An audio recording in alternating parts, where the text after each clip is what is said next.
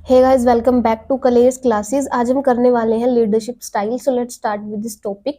तो हम बात कर रहे हैं लीडरशिप स्टाइल्स की। तो कितने लीडरशिप स्टाइल हमारे होते हैं? 3 टाइप्स ऑफ लीडरशिप स्टाइल्स होते हैं, ऑटोक्रेटिक, डेमोक्रेटिक, लेजर। तो हम ऑटोक्रेटिक से शुरू कर रहे हैं। तो ऑटोक्रेटिक लीडरशिप स्टाइल जो होता है वो हमारा लीडर सेंटर्ड स्टाइल होता है। इसके अंदर जो लीडर है ना, उसको क्या होता है, fear of losing his importance. वो अपनी इंपॉर्टेंस लूज नहीं करता और नहीं करना चाहता ऑर्गेनाइजेशन में। इसी वजह से वो क्या करता है, इसके अंदर की सारी अथॉरिटीज जो है वो अपने हाथ में रखता है, सारी पावर अपने हाथ में रखता है। वो अथॉरिटी डेलीगेट नहीं करता because he has a fear of losing his importance. और इस स्टाइल के अंदर क्या होता है कि जो लीडर है, जो भी ऑर्डर्स वगैरह देता है, जो डिसीजंस वो लेता है और उन्हें इम्प्लीमेंट करवाना चाहता है, वो उनके एम्प्लॉयज को जस्ट ऑर्डर देता है। और जो एम्प्लॉय है उनको फॉलो करना होता है। वो कोई भी अपनी तरफ से सजेशन नहीं दे सकते, वो पार्टिसिपेट नहीं कर सकते डिसीजन मेकिंग में। तो सारी की सारी पावर जो है वो किसके हाथ में होती है? सिर्फ लीडर के हाथ में होती है। और वही जो ऑर्डर देता है तो एम्प्लॉयज को एग्जैक्टली उसी वे में उनको फॉलो करना पड़ता है। अगर कोई एम्प्लॉय जो है वो केयरलेस है अपनी वर्क परफॉर्मेंस को लेकर, तो उसको पनिश करा जाता है। तो इसमें जो सारी की सारी रिस्पॉन्सिबिलिटी होती है सक्सेस को लेकर या फेलियर को लेकर, मैनेजमेंट के, वो किसकी होती है? सिर्फ मैनेजर की ही होती है। उसके बाद आता है हमारा features. Centralise authority. Centralise authority इसके अंदर होती है क्योंकि जो सारी की सारी पावर है, जो सारी की सारी अथॉरिटी है, वो लीडर के हाथ में रहती है। तो ऑब्वियस सेंट्रलाइज्ड अथॉरिटी है ये।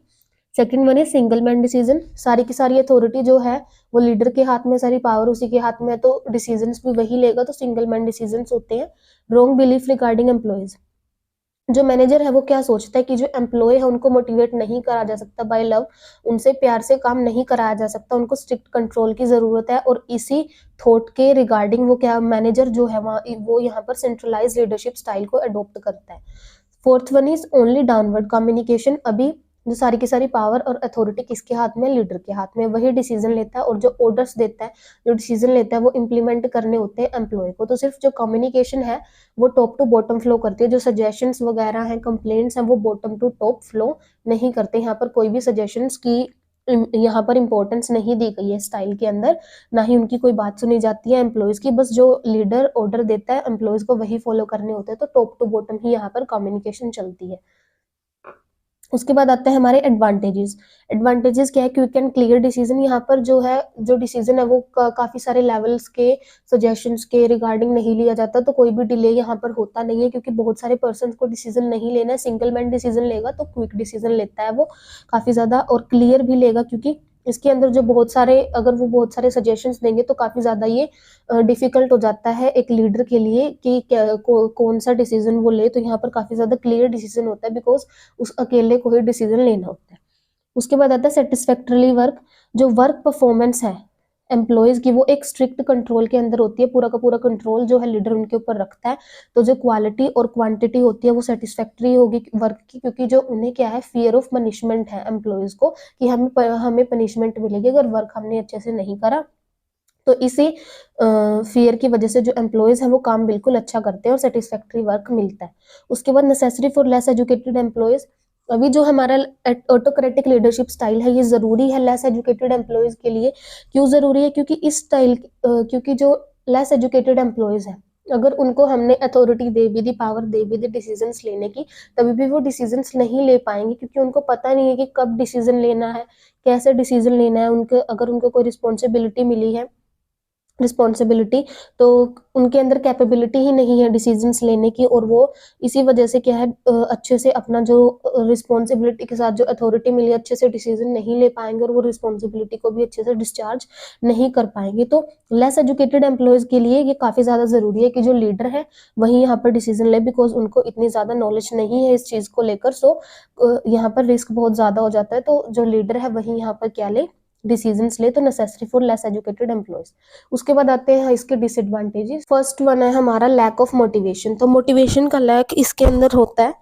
तो मोटिवेशन का लैक कैसे होता है? क्योंकि जो एम्प्लॉयज हैं उनके जो सजेशंस नहीं लिए जा रहे, उनको थोड़ा सा भी पार्टिसिपेशन नहीं मिल रहा डिसीजन मेकिंग में, तो उनका मोटिवेशन जो है वो डाउन चला जाता है। बिकॉज वो किसके अंडर काम कर रहे हैं? फियर ऑफ पनिशमेंट के अंडर वो काम कर रहे हैं। तो एम्प्लॉय जो है उनको मोटिवेट नहीं किया जा रहा, तो उनका मोटिवेशन जो है डाउन जा रहा है और उनका इनिशिएटिव भी क्या हो रहा है, डिक्रीज हो रहा है, क्योंकि उनको कोई भी यहाँ पर सजेशंस नहीं लिए जाते, कोई पार्टिसिपेशन नहीं होता डिसीजन मेकिंग के अंदर, तो लैक ऑफ मोटिवेशन, वो मोटिवेट नहीं होते, बस वो काम किस वजह से कर रहे हैं, फियर ऑफ पनिशमेंट की वजह से काम कर रहे हैं। उसके बाद एगिटेशन बाय एम्प्लॉयज, इसको हम रेसिस्टेंस बाय एम्प्लॉयज भी बोल सकते हैं, क्योंकि इसके अंदर जो एम्प्लॉयज है उनको कोई भी पार्टिसिपेट नहीं करने दिया जाता डिसीजन मेकिंग में, उनको एज अ मशीन ट्रीट किया जाता है यहाँ पे, एज अ प्रोडक्शन फैक्टर की जो एम्प्लॉयज है वो क्या है, एक मशीन है, ह्यूमन बीइंग, उनको ट्रीट नहीं करा जाता और वो खुद से कुछ भी नहीं कर सकते। तो यहाँ पर जो मैनेजर है वो एम्प्लॉय से वही कराता है जो वो चाहता है करवाना। तो जो एम्प्लॉय है वो इस लीडरशिप स्टाइल, जो ऑटोक्रेटिक लीडरशिप स्टाइल है, इसको अनइंटरेस्टिंग बोलते हैं और इसको अपोज भी करते हैं, रेसिस्ट भी करते हैं, क्योंकि इसके अंदर एम्प्लॉयज के सजेशंस की रिस्पेक्ट नहीं करी जाती, उनको पार्टिसिपेट नहीं करवाया जाता डिसीजन मेकिंग में। थर्ड हमारा डिसएडवांटेज क्या है, पॉसिबिलिटी ऑफ पार्शियलिटी।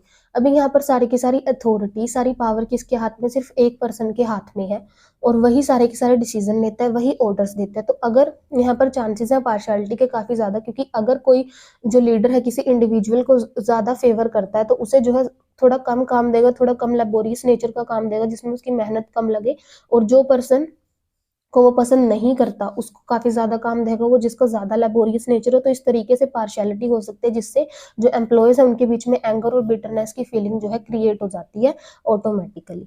उसके बाद आता है हमारा सेकंड लीडरशिप स्टाइल, कौन सा, डेमोक्रेटिक लीडरशिप स्टाइल। अभी ऑटोक्रेटिक में हमने पढ़ा था कि वो सारी की सारी पावर्स अपने हाथ में रखता है। डेमोक्रेटिक लीडरशिप स्टाइल क्या होता है, ग्रुप सेंटर्ड लीडरशिप स्टाइल, जिसमें एज अ ग्रुप जो है सारे के सारे पर्सन वो काम करते हैं। दीज डेज जो ये लीडरशिप स्टाइल है काफी ज्यादा वेग के अंदर है। इस स्टाइल के अंदर जो डिसीजंस है डिफरेंट वर्क्स को लेकर वो अकेला मैनेजर नहीं लेता, वो जो उसके एम्प्लॉयज हैं उनसे भी कंसल्ट करता है, उनके भी सजेशंस लिए जाते हैं, यहाँ पर उनकी सजेशंस की रिस्पेक्ट करी जाती है। तो जो लीडरशिप स्टाइल ये है, ये बेस्ड ऑन डिसेंट्रलाइजेशन के ऊपर बेस्ड है, जिस जो कि, और डिसेंट्रलाइजेशन हमारा क्या होता है, एक जो हमारी डेलीगेशन ऑफ अथॉरिटी है ना उसकी एक्सटेंशन हम बोल सकते हैं डिसेंट्रलाइजेशन को। तो जो मैनेजर है वो रिस्पेक्ट करता है सबॉर्डिनेट्स की सजेशंस की, और एफर्ट्स भी करता है कि जहां तक पॉसिबल है उनकी नेसेसिटीज को फुलफिल कर सके, वो जहां तक उनके सजेशंस को रिस्पेक्ट करा जाए, जहां तक उसको फॉलो कर सके वो करता है।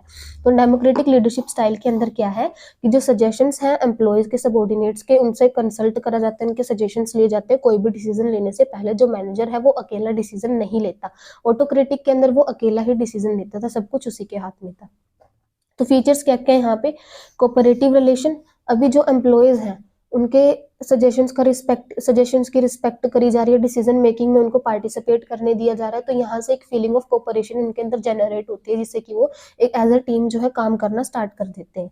उसके बाद बिलीफ इन एम्प्लॉयज, जो मैनेजर है इनहेरेंटली वो बिलीव करता है, अंदर ही अंदर वो बिलीव करता है कि जो एम्प्लॉयज है उसके एम्प्लॉयज जो है वो काम करना चाहते हैं, do their work with interest, वो अपना फुल इंटरेस्ट से काम करते हैं और अपने रिस्पॉन्सिबिलिटीज को एक्सेप्ट करते हैं और बेस्ट परफॉर्म करने की वो कोशिश करते हैं ऑलवेज। तो जो मैनेजर है उसका अपने एम्प्लॉयज के अंदर फेथ होता है, वो बिलीव करता है कि मेरे एम्प्लॉयज जो है काफी अच्छे से कर लेंगे। इससे जो एम्प्लॉयज है उनका मोराल क्या हो जाता है, इंक्रीज होता है, एम्प्लॉय मोटिवेट होते हैं अगर उनके सजेशंस की रिस्पेक्ट करी जाए तो जो बिलीफ इन एम्प्लॉयज जो मैनेजर है वो इसीलिए उनके सजेशन लेता है, इसलिए उनसे कंसल्ट करता है, क्योंकि उसे लगता है कि उसके एम्प्लॉयज जो है काफी ज्यादा रिस्पॉन्सिबल है और जो एम्प्लॉयज है उसके काफी ज्यादा अच्छे से काम करेंगे। उसके बाद आता है ओपन कम्युनिकेशन। इस स्टाइल के अंदर जो है ओपन कम्युनिकेशन होती है, जो मैनेजर है और एम्प्लॉय है उनके बीच में ओपन कम्युनिकेशन।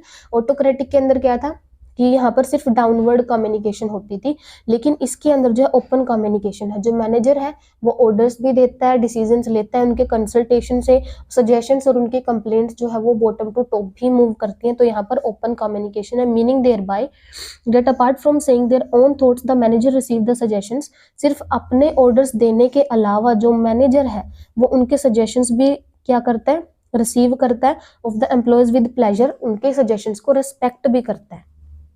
इसी के साथ हम करते हैं आज की वीडियो को and. If you like my videos please like share and subscribe.